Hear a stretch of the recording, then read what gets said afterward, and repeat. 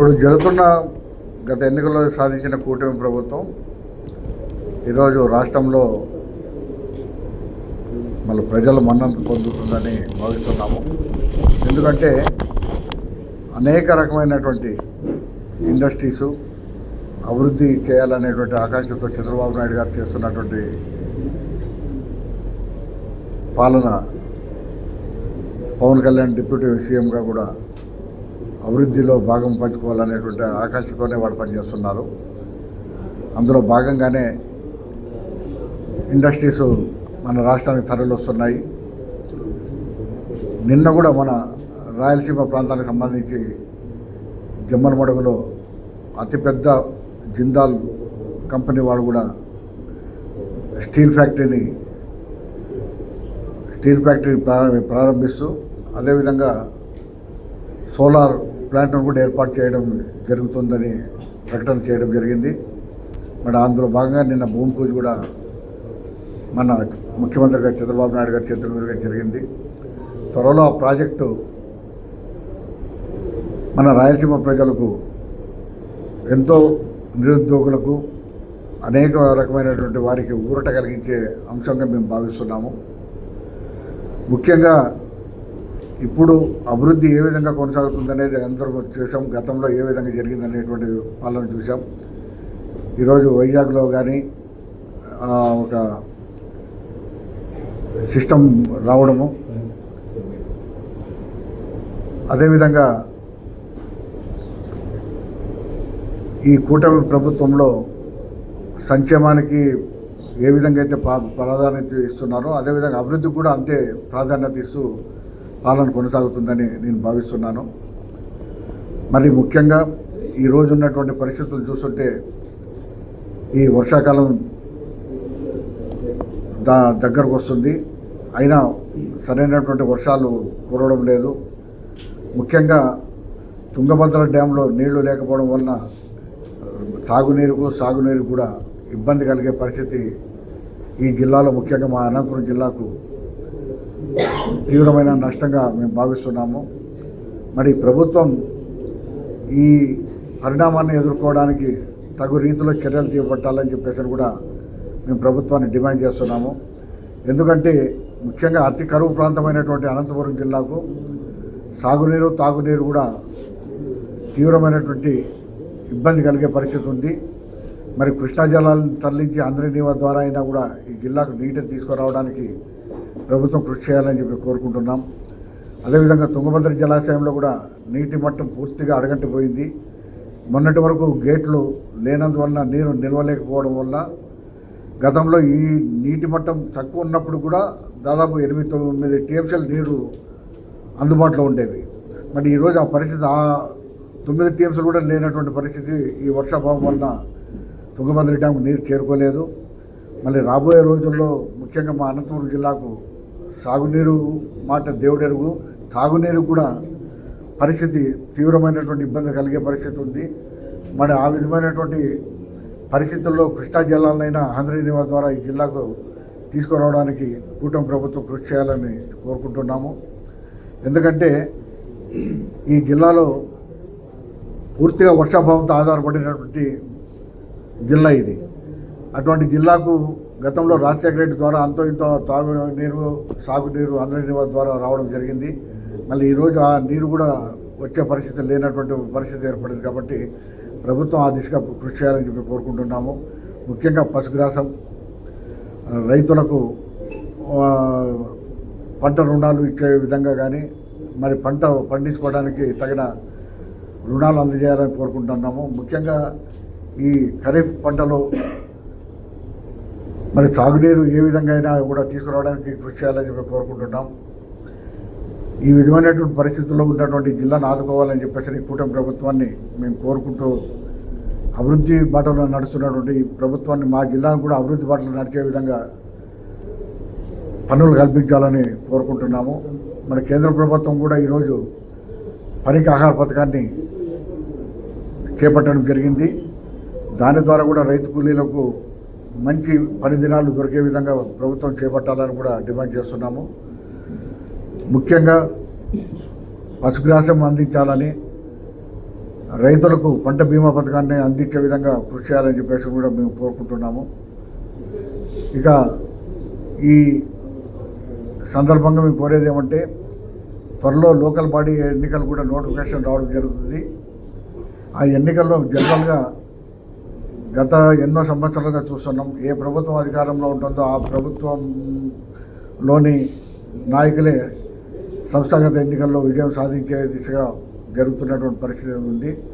మళ్ళీ ఈరోజు ప్రతిపక్షం కూడా ఏది సరైనటువంటి దిశలో అడుగులు వేయడం లేదు, ప్రభుత్వాన్ని నిలదీయడం లేదు.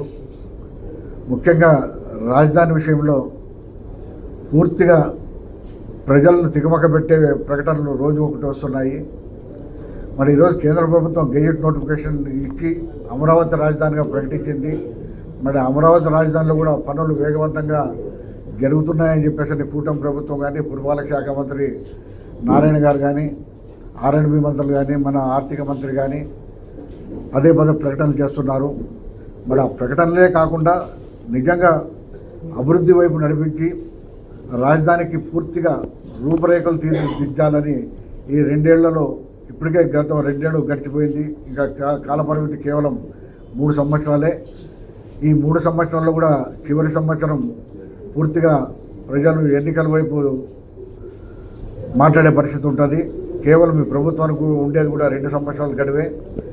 మన కేంద్రంలో కూడా భాగస్వాములైనటువంటి కూటమి ప్రభుత్వం మన కేంద్ర ప్రభుత్వం నుంచి అపారమైనటువంటి నిధులు తీసుకొని వచ్చి పూర్తిగా రాజధానికి ఏ విధమైనటువంటి రాజధానికి కావాల్సినటువంటి వసతులు ఉన్నాయో వాటిని అన్నీ ఈ 2 ఏళ్లలో పూర్తి చేసి ఒక స్థిరమైనటువంటి ప్రకటన కేంద్ర ప్రభుత్వం ఇప్పటికే చేసింది. అమరావతి రాజధాని అని చెప్పేసి డిక్లరేషన్ కూడా ఇవ్వడం జరిగింది.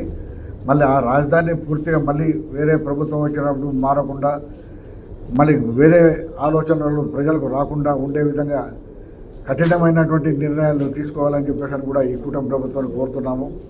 ఎందుకంటే ప్రతిపక్ష హోదా కూడా లేనటువంటి నాయకుడు రోజుకొక మాట మాట్లాడడం జరుగుతుంది. మావిగన్ అంటున్నారు, విజయవాడ అంటున్నారు. గతంలో ఆయన అధికారంలో ఉన్నప్పుడైతే 3 రాజధానులు అన్నారు. మరి ఏది ఇప్పటి వరకు క్లారిటీగా చెప్పడం లేదు గత ప్రభుత్వ నాయకులు కానీ. మరి ఇప్పుడు ప్రభుత్వం అవలంబిస్తున్నటువంటి వైఖరి పూర్తిగా రాజధాని ఏదో ఒక నిర్ణయంతో ఏర్పాటు చేసింది, దాన్ని అమరావతిగా నిర్దేశించడం జరిగింది. మన అమరావతి కూడా మళ్ళీ మార్పులు జరగకుండా పూర్తిగా రాజ్యాంగపరమైనటువంటి పరిమితుల్లో రాజధాని ఏర్పాట్లు చేస్తున్నారు. దాన్ని ఖచ్చితంగా అమలు చేయాలని చెప్పేసి కోరుకుంటున్నాము. ముఖ్యంగా మా జిల్లా పరిస్థితులు, కరువు ప్రాంతం, నిరుద్యోగ సమస్యతో కొట్టుమిట్టాడుతున్నారు యువకులు. వారందరికీ సరైనటువంటి ఉపాధి కల్పించాలని, వారికి ఏవైతే కూటమి ప్రభుత్వం హామీలు ఇచ్చిందో ఆ హామీలన్నీ అమలు చేయకపోతే మళ్ళీ తిరిగి గుణపాఠం ప్రజలు చెప్పే దిశగా ప్రయత్నాలు జరుగుతాయి. కాబట్టి మీరు ఇచ్చినటువంటి హామీలన్నీ నెరవేర్చాలని చెప్పేసి కూడా ఈ కూటమి ప్రభుత్వాన్ని డిమాండ్ చేస్తున్నాము. ఎందుకంటే ప్రతి ఒక్కరికి ఎన్నో హామీలు ఇచ్చారు. ఆ హామీలన్నీ అమలు కావాలంటే లక్షల కోట్లు నిధులు కావాల్సి వస్తుంది. మన లక్షల కోట్ల నిధులు కావాలంటే దాన్ని మనం అప్పు రూపేణా తీసుకొని వచ్చేప్పటికి ఇప్పటికే మనం అప్పుల్లో కూలిపోయినాం.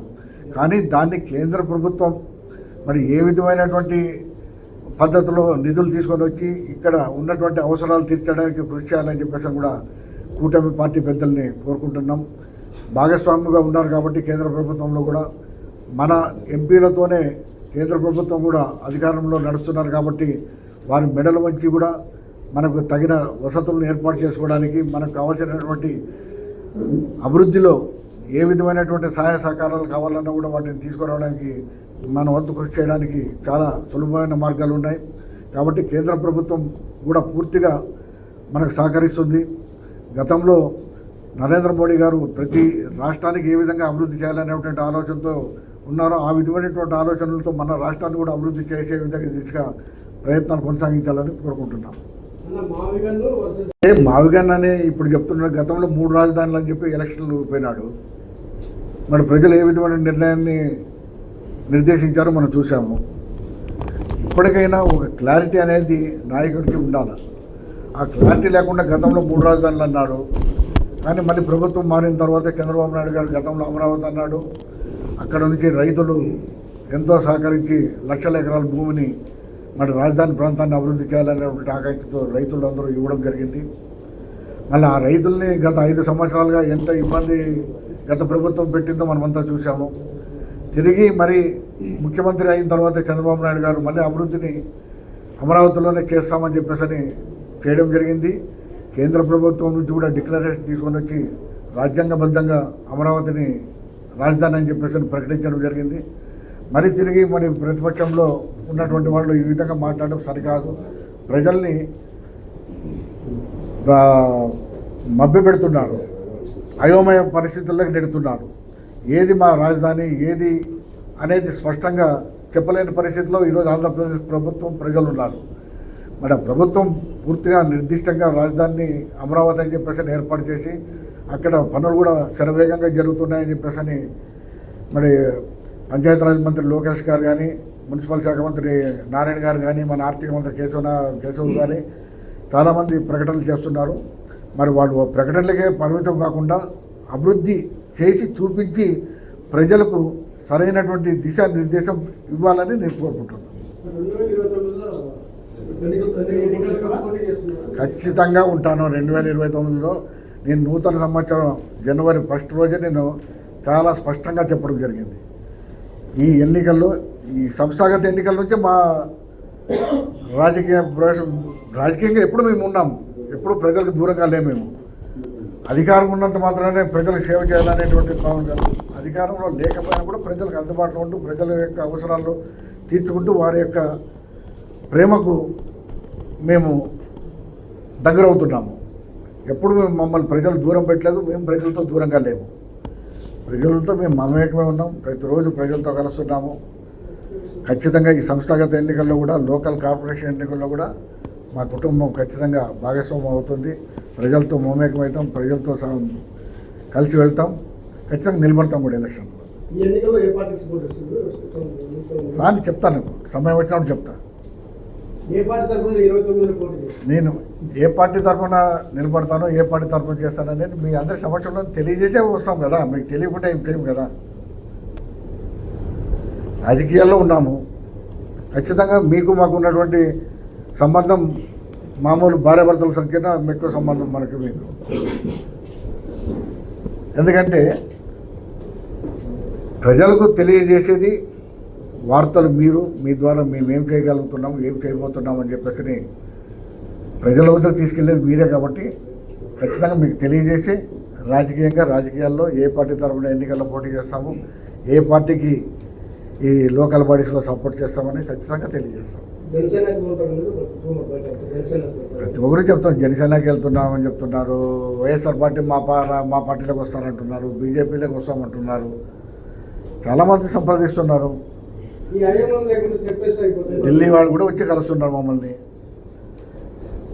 చెప్తా, మా అభిమానులకు చాలా క్లారిటీగా ఉన్నారు. మా అభిమానులు, మా కార్యకర్తలు కాదు, ప్రజలు చాలా స్పష్టంగా ఉన్నారు మా పైన, మా కుటుంబం పైన. గురునాథ్ రెడ్డి ఎప్పుడు ప్రజల వైపు ఉంటాడు. ప్రకాష్ రెడ్డి గారి పైన అత్యాచారం జరిగిందని ఆయన జాయింట్ వెంచర్లో మీరే చంపాలని చూశారు ప్రకాష్ రెడ్డి. ఇలా అసలు హత్యారాజకీయాలు ఉన్నాయంటారా? పూర్తి మా కుటుంబం హత్య రాజకీయాలకు, ఫ్యాక్షన్కు వ్యతిరేకం. నేను వాటి గురించి మాట్లాడదలుచుకోలేదు, మాట్లాడను కూడా. ఏ పార్టీ